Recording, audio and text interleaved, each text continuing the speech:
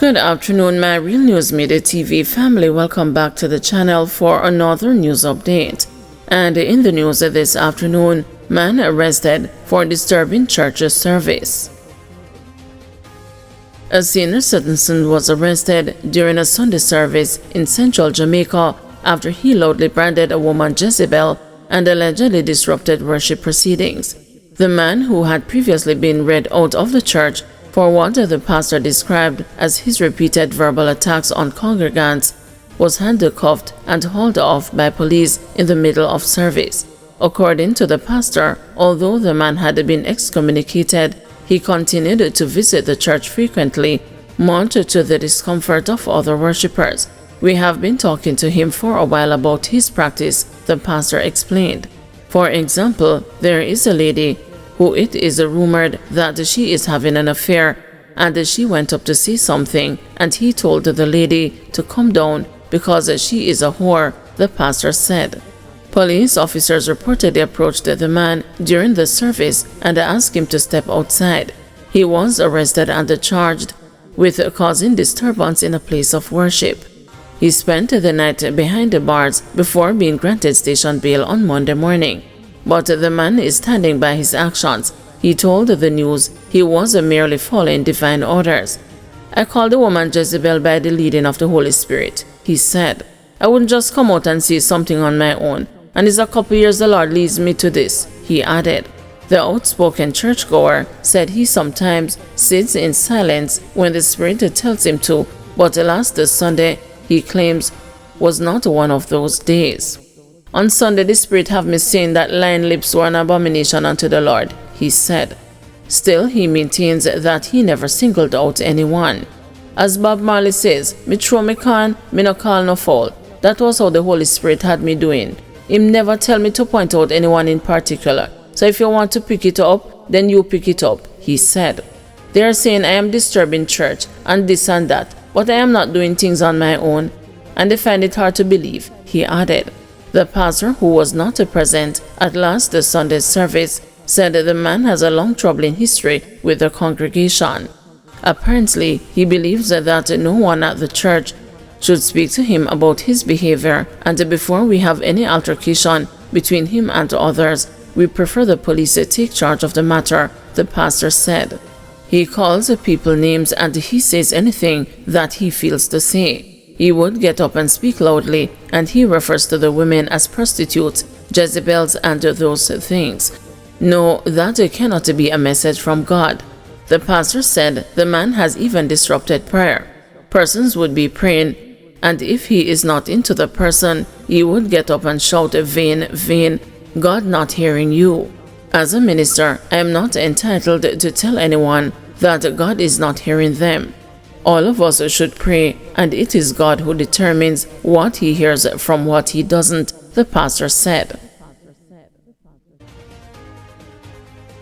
Director of Elections clarifies a timeline for election. The Electoral Office of Jamaica has sought to clarify the timeline in which the next general election must be held. The opposition People's National Party has claimed that it would not support a delay in the holding of the polls, but Director of Elections Glasspool Brown, speaking Tuesday evening on the news, explained that the Constitution is clear on the matter. Mr. Brown added that preparations are far advanced for successful execution of the upcoming parliamentary general elections.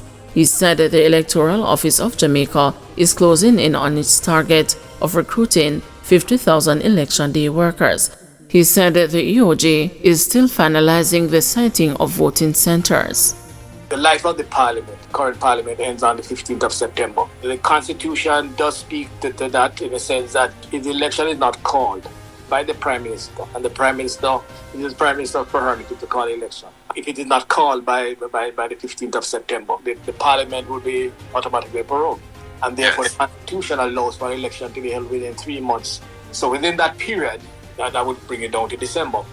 But if you go back to precedents and what have happened in the past, normally, I don't think it has ever been triggered that way in terms of the calling of election. But normally happens is that prior to the expiry of the date of the life of the parliament, the Prime Minister usually calls election. And we anticipate that that will happen in this case. We are in the phase of preparation is geared mostly towards the recruitment of workers. We are fairly advanced with the recruitment. We are still short a little bit in one or two constituencies, but in the main, most of our, in terms of the numbers required, certainly in terms of the presiding officers, sport clerks, supervisors, reserves, etc., we are fairly comfortable in terms of where we want to be. So we have and linked to that is the whole question of training. We have completed most of the training, certainly in terms of, as I said earlier on, in terms of a large amount of our constituencies. There are a few consequences that we need to fine-tune and finalize in terms of numbers. But in a short order, certainly, hopefully before the end of this month, we should be completing that process. The number of things that is critical for us, like the identification of the polling stations. We have identified the location of the polling station in our constituencies. We have identified all the nomination centers with the counting centers. So there's no major challenge. There are concerns, yes, but it's not a challenge in such that we don't have a solution to. WhatsApp video lands a woman in trouble. A site attendant has been charged with making use of computer for malicious communication following an incident on May 22. She has been identified as 42-year-old Natoya White of Wellington Street, Kingston 14.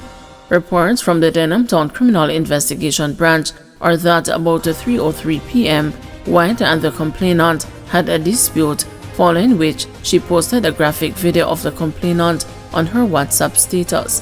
The matter was reported to the police on June 11, and an investigation was launched into the matter. White was contacted by lawmen and asked her to turn herself in, to which she complied. She was charged on July 15, following a question and answer session. She is set to appear before the Kingston and St. Andrew Parish Court on August 20. Drought forces water restrictions in more parishes. The National Water Commission is reporting that it has moved to regulate water supply in sections of St. Anne, St. Mary, Portland, St. Thomas, and rural St. Andrew, arising from the impact of the ongoing drought. In a statement on Tuesday, the NWC says some of its facilities in those parishes are experiencing declining inflows at the surface water sources, resulting in reduced production capacity. Some systems are producing water between 20 to 60% of normal capacity, it noted. Already, the NWC has implemented water rationing for sections of the corporate area arising from declines at its Mona and Hope treatment facilities. Due to the severe dry conditions, some facilities are experiencing reduced production capacity, affecting water distribution across the various parishes, the Commission said.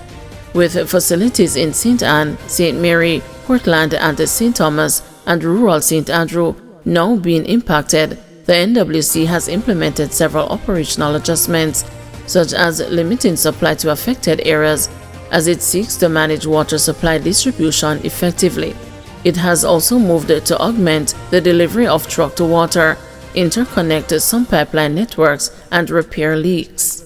Drought-impacted systems: St. Anne, Content, Dawson Town, Fort George, Mount Zion, Mackney, New Ground, Avisfield, Shaw Park, Brednut Hill, New Hope, Blackstone-Edge, Higgintown, and Seville. St. Mary, Fellowship Hall, Sand Hill, Haunted Town, Rock Spring, Bonny Gate, and Anota Bay. In Portland, Packey River, Turtle Crawl, Windsor Forest, Belvedere, Craig Mill, Long Bay, and Haining. In St. Thomas, Spring Gardens, Erie Castle, Needham Pen, Wilmington, and Davis Mountain. And in St. Andrew, Rose Hill, Craig Hill, Hulpah Spring, Rock Hall, and Bucky Plain. Guys, thank you for watching. See you this evening at 6 p.m. for another news update.